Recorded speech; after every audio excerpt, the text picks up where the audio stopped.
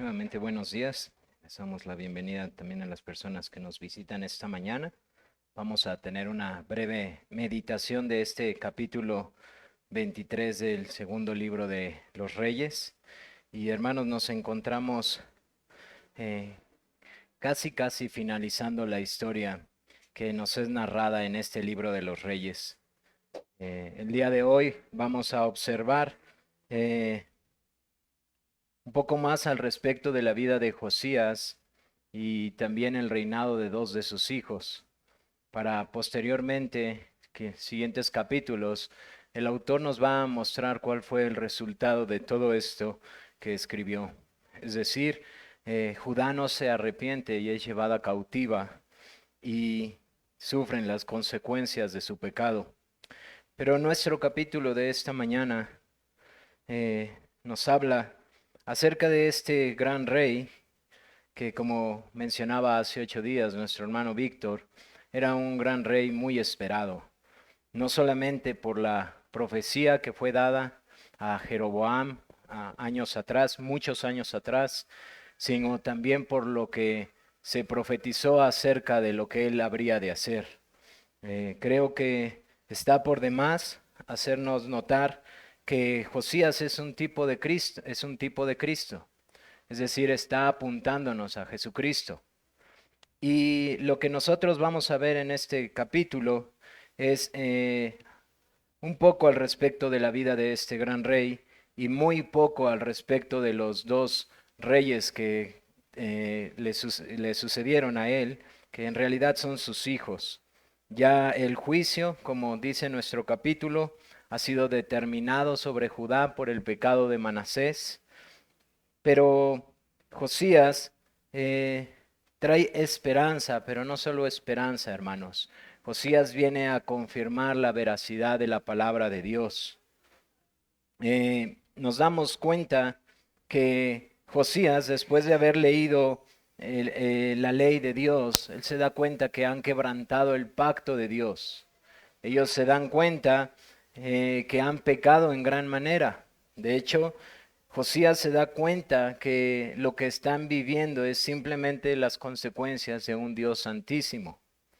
Y observamos en los primeros versículos que al oír lo que la ley anunciaba, él se humilla delante de Dios y Josías hace un pacto de guardar los mandamientos de Dios. Después observamos que él va a empezar a hacer una reforma sumamente importante. De hecho, no hay reforma como la que él hace. No hay una reforma tan significativa y eso creo que es muy importante en el contexto del libro de los Reyes. Acuérdense que el libro de los Reyes fue escrito en el tiempo del exilio y que el principal propósito tiene por instruir a los israelitas que ellos están viviendo lo que están viviendo por consecuencia de sus pecados, es decir, por haber roto el pacto de Dios, tal como Moisés se los dijo en Deuteronomio 30. Así que la intención cuando van plasmando las diferentes escenas que ha vivido el pueblo de Dios, sea en el reino del norte o en el reino del sur, es hacerles ver que durante el exilio simplemente son las consecuencias de un corazón obstinado y de un Dios santo que guarda su palabra. Y pareciera extraño esto porque del versículo 4 al versículo 20 Josías hace una gran reforma en donde quita gran idolatría del pueblo, donde quita demasiada idolatría que uno a lo mejor no ha considerado hasta dónde ha llegado el pueblo de Judá. Eh, pero las consecuencias de todo lo que están viviendo tienen que ver con esto que precisamente Josías está limpiando. Él destruye todos los lugares idolátricos. Incluso llega al punto en donde a veces no nos percatamos, pero el pueblo de Dios estaba tan desviado que no solamente ellos ofrecían sacrificio en el lugar designado, ellos ofrecían sacrificio en los lugares altos y ofrecían sacrificios a Jehová, al Dios vivo y verdadero, al que el pueblo del sur o Judá conocía. Es decir, que se han desviado a tal grado, no solamente en los actos más abominables que Manasés enseña y toda la idolatría que llega a Judá, sino que han mezclado toda esta idolatría con la adoración verdadera y se ha mezclado de tal forma que pudiéramos decir, como lo dice en el libro de Jonás, acerca de los ninivitas, que el pueblo no puede distinguir entre su mano izquierda y su mano derecha. El pecado del pueblo de Dios ha sido tan grande que están llenos de ídolos y han mezclado la adoración de Dios con adoración pagana. Ellos siguen trayendo los sacrificios de los niños como lo hizo Manasés. Siguen postrándose ante ídolos que no son nada. Y Dios levanta a Josías y Dios permite que Josías entienda lo que el pueblo de Dios ha hecho. Y entonces Josías empieza a destruir todas estas cosas. Empieza a destruir incluso imágenes que ya se habían levantado alrededor del lugar santo. En donde estaba el templo, había diferentes edificios y en algunos de esos edificios ya se habían levantado imágenes a los ídolos. A esto ha llegado el pueblo de Dios, pero ahora Josías viene y empieza a destruir todo esto y empieza a hacer una reforma. Y les decía en otra ocasión, hermanos, no deslindemos la palabra reforma de la adoración, porque una verdadera reforma va a llevar al pueblo de Dios siempre a adorar a Dios en espíritu y en verdad. Es decir, a adorar a Dios genuinamente con nuestros afectos, pero hacerlo según Dios ha mandado en su palabra. Porque toda adoración que tiene un desequilibrio en esto no es la adoración que Dios manda. Y Josías se presenta como este reformador que empieza a destruir todas las cosas que han estorbado para la adoración a Dios. Y no solamente eso, sino que también nos describe que ellos vuelven a celebrar la Pascua. La Pascua, que tenía un significado espiritual bastante significativo para el pueblo de Dios. La Pascua les fue dada cuando ellos fueron sacados con mano poderosa de Egipto, en donde Dios trae muerte a los primogénitos, pero todos aquellos que ponen la sangre del cordero en el lindel de su puerta, no pasaría la muerte. Y les recordaba cómo el Señor les ha salvado de Egipto y les ha dado libertad, pero han pasado generaciones en donde el pueblo de Israel ha olvidado esto, y Josías se percata de que no se ha celebrado la Pascua, y nos dice nuestro texto en el versículo 21 al 23, que se celebró una Pascua como no se había celebrado otra más.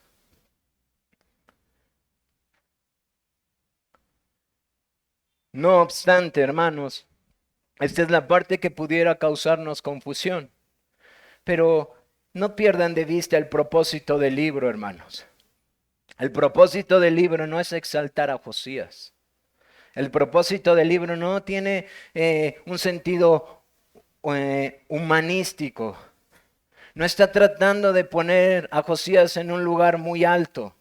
Está tratando de exaltar la santidad de nuestro Dios. Y guarden esto porque tiene mucho que ver con la predicación. Entender que nuestro Dios es santísimo y que todas sus promesas son sí y amén. O como dijo el Hijo de Dios cuando vino en medio de nosotros, ni una jota ni una tilde pasarán hasta que Él venga. Es decir, la palabra de Dios es sumamente fiel. Y nos encontramos en los versículos 24 y 27, diciendo el Señor que a pesar de esta gran reforma, que es un contraste que Dios quiere hacerle al pueblo de Dios y que el autor inspirado del libro de los Reyes está haciéndole ver al pueblo del exilio, esta reforma nos deja ver lo que había entre ustedes antes de que fuéramos entregados. Estamos aquí por causa de nuestros pecados, porque vino un rey que levanta a Dios y este rey es vivificado por Dios y llevado a su palabra, que eran los términos del pacto, para hacernos ver hasta dónde habíamos llegado. Pero no olviden algo, nuestro Dios es santo. Y Él ya ha dictaminado cuál es el castigo para un pueblo que ha hecho semejante abominación. Este Josías es levantado no para restaurar a Israel, sino para hacer ver hasta dónde ha llegado Israel. Y vienen las palabras de la sentencia sobre su pueblo, mostrándonos que en el versículo 27, desde el 26 dice, y con todo eso Jehová no desistió del ardor que su gran ira se había encendido contra Judá por todas las provocaciones con que Manasés le había irritado. Y dijo Jehová, también quitaré de mi presencia a Judá, como quité a Israel, y desecharé a esa ciudad que había escogido, a Jerusalén, y a la casa de la cual yo había dicho, mi nombre estará allí. Estas son las consecuencias de un pueblo no arrepentido, y este hombre es levantado para exaltar la santidad de Dios.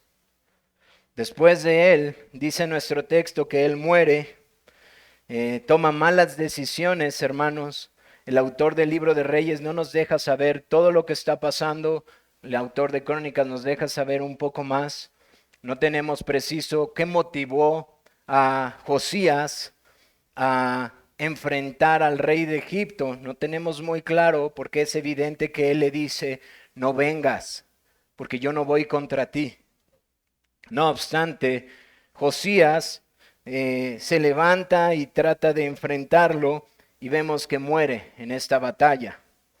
Así que Joacás, su hijo, toma el reino teniendo 21 años, pero nuevamente este pequeño párrafo de Joacás nos deja ver en el versículo 31 al 35 que lo caracterizó, lo mismo que caracterizó a los demás reyes, hizo lo malo ante los ojos de Jehová. Y su reinado tan solo duró 3 meses. Después, el rey de Egipto toma a su hermano y lo pone a reinar a los 25 años, como lo vemos en nuestro texto, Joacás. Joacás empieza a reinar, pero nos damos cuenta que el rey de Egipto muda su nombre. Su hermano ha muerto, es puesto Joacim, y Joacim desde los 25 años reina hasta los 11 años, y el texto nos vuelve a decir que hizo lo malo, pero el texto también nos deja ver algo interesante. A él se le cambia el nombre para hacernos notar que Faraón Necao es el que gobierna a Judá, y ya no es Judá que se gobierna a sí misma. Él lo pone como rey, y Joacim o Joacás tiene que estar mandando constantemente tributo al rey de Egipto. Y nuestra historia termina con la muerte de este segundo hijo de Josías, e introduciéndonos al último rey que el Señor permite, veremos dentro de 8 días, con una esperanza redentora. ¿Cómo podemos meditar en nuestro texto, hermanos, para poder seguir adorando a nuestro Dios y preparar nuestro corazón también para la predicación de esta mañana?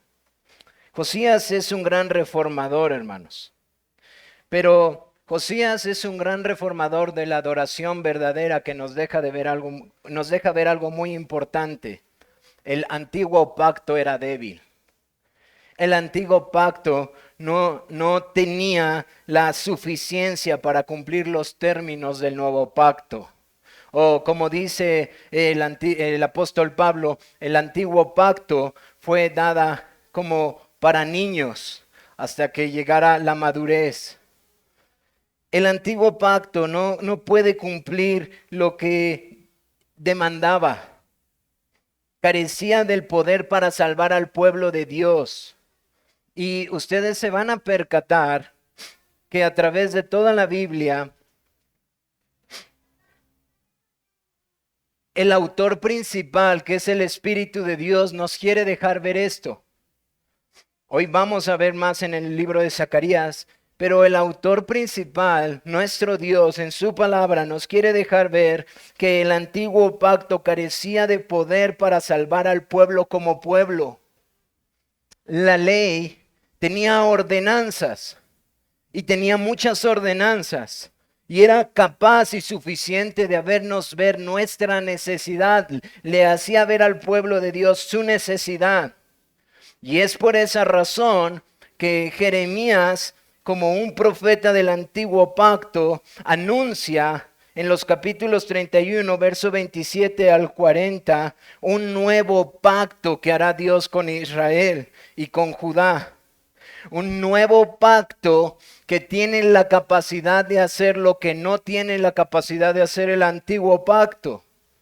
Y por eso, cuando nosotros vamos al libro, a la carta a los Hebreos, el autor de esta carta lo que tiene por intención es hacerles ver a los lectores que eran de origen hebreo, judíos, que el nuevo pacto es nuevo y es mejor. Porque el nuevo pacto tiene la capacidad de hacer lo que el antiguo pacto no podía hacer, hermanos. El antiguo pacto eran ordenanzas que no capacitaban para darlo. Ahora, con esto no estoy diciendo que el Espíritu de Dios no regeneraba, hermanos. No estoy diciendo que las personas que eran salvas no fueron salvas por la mediación de Cristo. Estoy diciendo que literalmente el antiguo pacto que le fue dado a su pueblo era un pacto de obras que tenía que ser cumplido por alguien para poder recibir las bendiciones. Y el autor de Reyes está haciéndoles ver que el causa del exilio es porque han quebrantado el pacto. El pacto que Dios condescendió para con los hombres y establecer un pacto en donde les dijo que si ellos obedecerían, ellos recibirían las bendiciones y su presencia. Pero no pudieron hacerlo. Y el autor de Reyes está queriendo, como decía Víctor hace 8 días, hacer ver cómo este hombre, Josías, como haciendo un eco de las palabras de Deuteronomio, se volvió de todo su corazón al Señor. Ahora, no por causa de Josías, no por causa de Israel, sino por causa de Dios que hace volver su corazón para hacerles ver su incapacidad. Y el autor de Reyes quiere hacerle ver al pueblo de Israel que está en el lugar que está porque no han podido guardar el pacto. Porque Dios Santo guarda sus promesas. Y los que quebrantaban el pacto iban a sufrir las consecuencias. Pero hermanos, nuestro Señor Jesucristo es mediador de un nuevo pacto que sí cambia los corazones y que hace reformas que el pueblo de Israel necesitaba. Hermanos, yo no sé si se percatan, pero el capítulo 23 habla de un rey que está reformando a todo un pueblo que no tiene un corazón reformado, que no tiene un corazón inclinado al Señor, que ha pasado generaciones con un corazón inclinado al mal, como clamando. Necesitamos a un mediador mejor, necesitamos un mejor pacto. Y es por eso, hermanos, que los profetas hablaban de este mejor pacto. Pero esta mañana adoramos a nuestro Señor Jesucristo, quien es mediador de este nuevo pacto, que es aquel en el cual los creyentes, su corazón es mudado y que esta reforma que Josías no podía hacer porque era débil e incapaz como cualquier hombre, nuestro Señor Jesucristo en debilidad vino a hacer. El mediador de un mejor pacto vino para que la reforma que necesitaba el pueblo de Dios, que todo el Antiguo Testamento clama, sea posible. Por eso, ahora el pueblo de Dios puede adorar a Dios, porque la reforma que era necesaria, que tenía que ver en nuestro corazón, ha sido hecha por Cristo. Y por esa razón, cuando Cristo se presenta con la samaritana, Él le dice que viene el tiempo en donde los verdaderos adoradores adorarán a Dios en espíritu y en verdad. No más en el monte en Jerusalén, sino adorarán en todo lugar al Dios vivo y verdadero. Así que hermanos, con esto en mente, sigamos adorando a nuestro Dios.